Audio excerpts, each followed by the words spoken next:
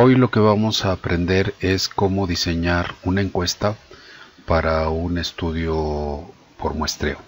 En uno de los ejercicios anteriores de este mismo canal, en el de procesamiento de encuestas, habíamos observado un estudio que se había hecho sobre violencia contra las mujeres, y lo que resaltaba ahí es que las preguntas estaban mal confeccionadas porque seguramente no se había hecho el proceso de planeación adecuado. Un error frecuente cuando se hace una encuesta es que se confeccionan las preguntas sin mayor trámite, y ya después, cuando llega el momento del procesamiento, es cuando saltan una serie de errores que son evidentes. Entonces, lo que vamos a ver es paso por paso cómo se hace esto.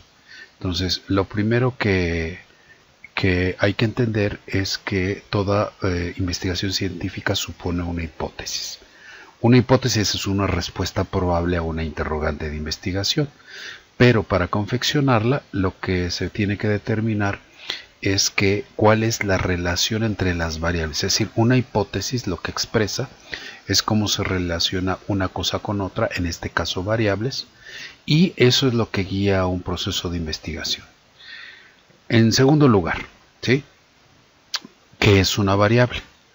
Una variable es un comportamiento perceptible que cambia. Hay fenómenos que no son perceptibles y que por lo tanto no adquieren cambios, sino que son suposiciones que difícilmente pueden ser investigadas científicamente. Por ejemplo, cuando la gente habla de la mala vibra de las personas, eso es algo que no puede percibirse por algunas personas y que por supuesto no es susceptible de investigarse, ¿no? O por ejemplo, ¿sí?, en el caso de la belleza no se puede medir, ¿no? Sí podemos medir cuando un grupo de personas consideran que otra persona o un objeto es bello, ¿no? Entonces, por lo tanto, una variable es un comportamiento perceptible y que cambia. Si en todos es lo mismo, entonces eso no es una variable. Siguiente aspecto, ¿sí? Toda variable se compone de uno o varios indicadores, es decir, la variable es una categoría, ¿sí?, pero que esta categoría está constituida por uno o diversos indicadores, ¿no? Y los indicadores, ¿sí?, son comportamientos, son cosas que son traducibles a una escala que puede ser de diferente tipo. Además, sí, es importante entender que en ocasiones un conjunto de indicadores es lo que constituye una variable, ¿no? ¿Cómo es que, cuál es la forma en que se diseñan los cuestionarios? Bueno, primero tendríamos que determinar las variables a partir de una hipótesis. Segundo, establecer cuáles son los indicadores de cada variable de manera puntual. Y tercero, identificar cuáles son las escalas de cada uno de los indicadores que componen esas variables, ¿sí? Por ejemplo, en el caso de la encuesta que se había procesado en uno de estos ejercicios, que era sobre la violencia sobre las mujeres, primero, hay que delimitar la violencia. Y estamos hablando de violencia no letal, es decir, en contra de las mujeres puede haber una violencia letal, que es lo que implica la muerte y que básicamente se puede medir por los feminicidios o las desapariciones forzadas. Esa es una violencia letal. Por supuesto que no podemos hacer un cuestionario orientado para este tipo de violencia y por lo tanto solo podemos estudiar la violencia no letal contra las mujeres. Entonces, por ejemplo, esta variable, que es la violencia no letal, contiene varios indicadores, puede contenerlos. Por ejemplo, pueden ser golpes, pueden ser gritos, pueden ser chantajes, pueden ser acosos, pueden ser privaciones de algún tipo o puede ser un robo, ¿no? Y lo que hay que determinar es, por ejemplo, estos golpes, ¿qué es lo que definimos como golpes? Bueno, cachetadas, trancazos, empujones, patadas, coscorrones o algún otro tipo, ¿no?, de identificador. Por gritos, que es una de las formas de la violencia, pueden ser insultos, pueden ser órdenes, pueden ser burlas. En el caso de los chantajes, ¿no?, es cuando alguien es obligado a hacer algo en función de una coerción o de una amenaza. El acoso son actitudes no correctas que ciertas personas ejercen para poder obtener algo o como represalia por alguna razón. Las privaciones, ¿sí?, es cuando no se proporcionan bienes, servicios o atención, aun cuando se tienen. Es decir, cuando en un hogar, por ejemplo, no hay dinero, pues bueno, o sea, pues la privación es para todos, ¿no? Porque simplemente no hay dinero, pero solo hablamos de privaciones cuando habiendo dinero, cuando habiendo bienes, cuando habiendo servicios, no se proporcionan a las mujeres por quién sabe qué razón. Y también puede existir el robo, es decir, por alguna razón las mujeres, pues, sus bienes pueden ser sustraídos sin su consentimiento, ya sea por amenazas, por otra serie de cosas, ¿no? Entonces, si ya vamos a operacionalizar, es decir, la operacionalización es la traducción, ¿sí?, de un indicador, ¿no?, en este caso los golpes, ¿sí?, a cómo lo vamos a hacer en términos de cuestionario, ¿no? Bueno, entonces lo primero que tendríamos que hacer para hacer un cuestionario es averiguar por cada identificador, es decir, cachetadas, trancazos, empujones, patadas y coscorrones, y que debe de incluir la frecuencia e intensidad. Es decir, tendríamos que preguntar, todavía no hacemos el cuestionario, ¿sí?, respecto de las cachetadas, si fue víctima o no de esto o no. Si es sí, bueno, pues entonces ahora sí pasamos a averiguar la frecuencia y la intensidad, ¿sí? Si la respuesta es no para cada uno de estos identificadores, de estos indicadores, pues entonces pasamos a otro rubro, como puede ser el acoso, como puede ser los gritos, como puede ser la coerción o el robo, ¿no? Entonces, este esquemita primero se tiene que elaborar. Bueno, y luego necesitamos planear el cuestionario, es decir, antes de redactar una sola pregunta, tendríamos que tener claro una serie de cosas. Primero, ¿sí?, debe ser un cuestionario corto. ¿Por qué razón? Porque si es muy largo, entonces empiezan a generar respuestas completamente equivocadas o se puede dejar el cuestionario a la mitad. A menos, claro, que sea un público cautivo, por ejemplo, la gente que va a pedir trabajo, la gente que está en un examen de admisión, la gente que está sujeto a un proceso que tiene que cumplir forzosamente. Segundo, las preguntas del cuestionario deben de ser cortas. Cuando se redactan preguntas muy largas, simplemente no funciona.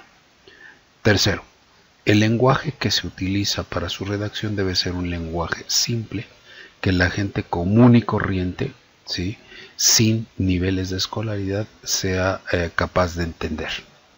Siguiente, las respuestas a esas preguntas deben de ser respuestas cerradas. ¿Por qué razón? Pues porque simplemente si hacemos preguntas abiertas, eso puede ser improcesable en un software, o en su defecto, aunque habiendo software para ello, el solo hecho de transcribir las respuestas abiertas nos va a consumir una cantidad muy fuerte de tiempo, ¿no? Siguiente aspecto, las respuestas que se ofrezcan deben ser excluyentes entre sí. Por ejemplo, una pregunta típica que nos hacen luego en la calle, ¿no?, donde dicen, bueno, ¿usted considera que el gobernante fulano de tal es corrupto, incapaz, listo, carismático? Bueno, yo pude haber contestado una o varias o incluso todas, porque las respuestas no son excluyentes entre sí. Entonces este es un requisito fundamental de las respuestas cerradas, ¿no? Además, estas respuestas deberán de incluir todas las opciones posibles, incluyendo el no sabe y no contestó. Siguiente aspecto, ¿sí?, no se deben de inducir las respuestas en la pregunta que se hace en el cuestionario. Por ejemplo, hace muchos años, cuando un candidato a presidente se postulaba, era común escuchar en la radio supuestas encuestas que hacían por la radio con preguntas así como de este tipo, ¿no? ¿Está usted de acuerdo en que el infeliz, desgraciado o corrupto de no sé quién quiera ser diputado, presidente, senador o lo que sea? O por supuesto que estas son preguntas que inducen ya a una respuesta, ¿no? Siguiente aspecto, debe ser adecuado culturalmente. ¿A qué se refiere este aspecto?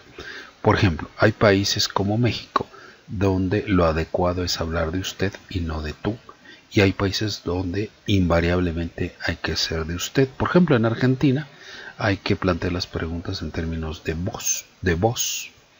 En el caso de México, si es una encuesta para jóvenes, deberá estar redactada en tú, y si es para otro tipo de público, ¿no?, que no sean niños o jóvenes, deberá estar en usted, ¿no? Además, deberá incluir el lenguaje propio del lugar donde se realiza el estudio, ¿no? Además, por supuesto que la muestra para este estudio deberá estar calculada y estratificada, ¿no? Y por último, deberá estar aplicado por personal calificado, es decir, que esté capacitado para ello y que no genere resistencias. Por ejemplo, en el ejemplo que nos ocupa, si son hombres preguntándole cosas de este tipo a mujeres, es de suponer que no van a obtener las respuestas adecuadas, ¿no? Bueno, aquí vamos a ver el caso de 3 preguntas nada más para que veamos cómo se tiene que organizar el cuestionario, ¿no? Planteándonos pues cómo son las preguntas e identificadores. Por ejemplo, primera pregunta, ¿a usted la han golpeado? Sí, pero claro, si contesta que no, pues entonces hay que pasar a la siguiente sección. Pero si contesta sí, hay que preguntar respecto del tipo de golpes que ya habíamos establecido, que son los identificadores de este indicador. Y por supuesto, hacerlo en forma de matriz. En realidad, esto que es la pregunta 1, finalmente se traduce en 5 preguntas que no necesariamente tienen que ser, ¿no? Simplemente hay que dejar abierto que el encuestado nos diga, a ver, ¿qué tipo de golpes te dieron? Si la respuesta fue sí a que fue golpeada, ¿qué tipos de golpes te dieron? Y seguramente, ¿no?, entonces nos va a referir que ya sean cachetadas, trancazos, empujones, patadas, coscorrones o lo que sea. Y entonces en nuestra matriz anotamos si sí fue víctima de este tipo de violencia o no. Y en realidad esta pregunta son 5, por eso está en la matriz que aquí tenemos, ¿no? Segunda pregunta, ¿cuántos días tardaba en curarse cuando la golpeaba? Es decir, nosotros también tendríamos que tener claridad en una escala. Si una herida producto de violencia tarda un n número de días, ahí sí nosotros la clasificamos como leve, como grave o como muy grave, ¿no? Entonces, esto es importante preguntarlo.